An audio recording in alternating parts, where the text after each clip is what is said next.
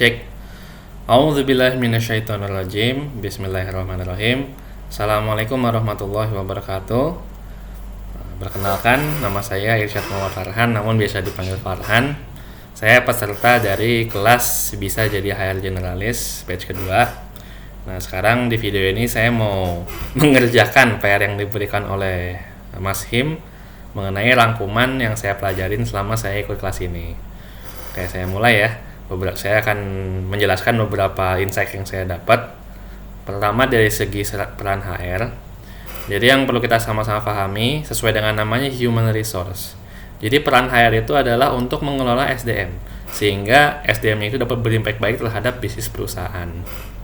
Nah ya, karena tugasnya itu adalah untuk impact bisnis perusahaan, maka basicnya emang HR itu masih bekerja untuk perusahaan.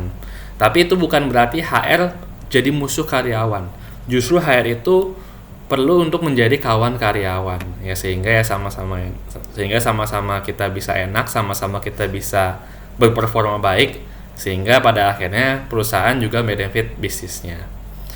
Nah, untuk peran HR itu sendiri menurut bapak atau abah dari HR yaitu Dave Ulrich, itu ada 4 peran dasar dari HR. Yaitu yang pertama sebagai strategic partner, di mana kita sebagai HR itu bukan hanya yes man terhadap tugas-tugas teknisnya HR, namun juga sebagai partner untuk hal-hal yang sifatnya strategis, memberikan ide, memberikan arahan, mengerem jangan sampai salah jalan. Kemudian yang kedua, tugas sebagai administration expert. Nah, HR itu harus jago yang namanya administrasi, ya harus lengkap, harus update, harus valid. Karena hampir semua tugas kita itu berhubungan dengan data, terutama nanti buat case-case di mana kita berurusan dengan pemerintah atau dengan hukum. Nah, kemudian yang ketiga, change agent. Nah, kita menjadi fasilitator dan pendorong dalam perubahan. Nah, jadi perusahaan itu ketika mau mengadakan arah atau perubahan atau inisiatif baru, kita yang menjadi, ibaratnya kita yang menjadi pengarahnya, kita menjadi kontributor perubahannya dalam segi SDM. Dan yang keempat adalah employee champion. Ya tadi, kita itu jadi kawannya karyawan, dan kita bisa paham nih karyawan itu bisa dikembangkan karakternya seperti apa, kebutuhannya seperti apa, sehingga kita bisa kembangkan, bisa kita penuhi kebutuhannya, sehingga mereka bisa berkontribusi dengan baik untuk perusahaan. Nah, fungsi HR itu memang secara dari waktu-waktu itu berkembang. Dulu HR itu hanya dipahami sebagai personalia yang urusannya itu admin saja. Kemudian lambat laun berkembang sebagai human resource yang kita sering sebut HR, di mana kita punya tugas untuk sebagai yang melihat SDM, yang melihat karyawan sebagai sumber daya. Kemudian lambat laun lagi berkembang sebagai human capital atau HC, di mana perusahaan melihat SDM sebagai aset, sehingga yang namanya aset ya diramut, di-maintain, dijaga. Dan kemudian berkembang lagi menjadi HR business partner, di mana HR itu juga sebagai partnernya owner atau direksi untuk bahas-bahas soal strategis, terutama dalam bidang pengelolaan sumber daya manusianya. Nah, jadi kembali lagi menjabarkan tentang administrasi HR di perusahaan. Jadi admin itu harus lengkap, update, dan valid. Dan kapan kita membutuhkan admin untuk dalam hal human resource?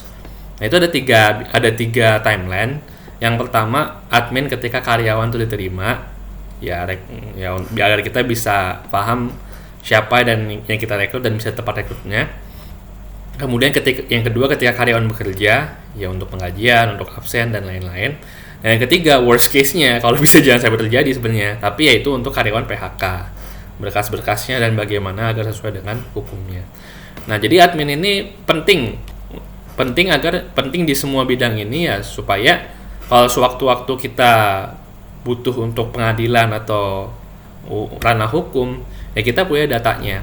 Dan agar kalau kita membuat keputusan, kita bisa mendatangkan hak sesuai dengan data. Makanya HR perlu jadi master dalam administrasi. Kemudian yang selanjutnya saya akan membahas tentang hiring and attract talent. Nah, ini termasuk salah satu bidang HR yang mungkin diketahui banyak orang. Jadi proses rekrutmen itu adalah proses menarik sumber daya manusia, calon-calonnya yang memenuhi kebutuhan perusahaan, di mana prosesnya itu mulai dari mencari sampai menerima sumber daya tersebut. Nah, jadi hal pertama yang kita lakukan dari hiring itu adalah job posting. Kita butuh karyawan dalam bidang apa, persyaratannya apa, ya kita posting, kita posting, orang-orang ngelamar. Nah, tapi mungkin ada case-case di beberapa perusahaan yang ketika kita nyari karyawan tuh mungkin susah ngelamar. Kita udah job posting, udah ngumumin, tapi kok nggak ada yang ngelamar. Ya kenapa? Nah, ini erat kaitannya dengan yang namanya employer branding.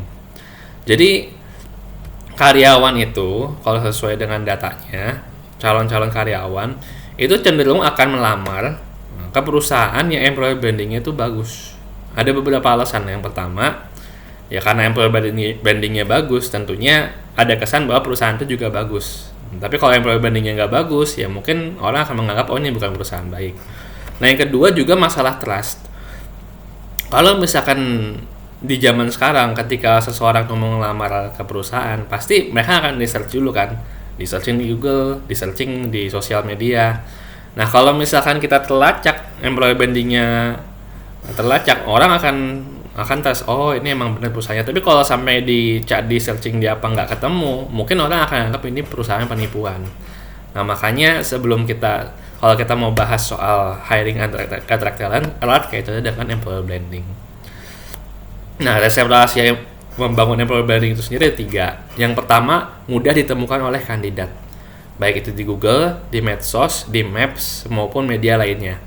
Kemudian yang kedua, menarik untuk dilihat oleh kandidat. Foto-foto atau konten-konten yang mungkin menarik di Google Maps-nya, di Google-nya, itu akan berpengaruh terhadap orang mau daftar atau enggak gitu. Nah, kemudian yang ketiga adalah mau konsisten dalam membangun. Jadi employer branding itu nggak akan jadi sehari semalam. Ini butuh waktu yang lama untuk jadi, mungkin butuh bertahun-tahun. Tapi kita perlu jadi konsisten. Insya Allah nanti pay off.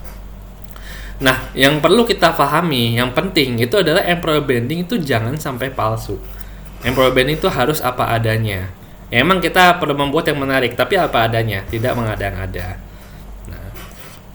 Nah, setelah kita bahas employer brandingnya, baru kita bahas mengenai proses seleksinya. Nah, mungkin sebenarnya ada banyak ya prosesnya, cuma saya akan bahas khususnya mengenai interview.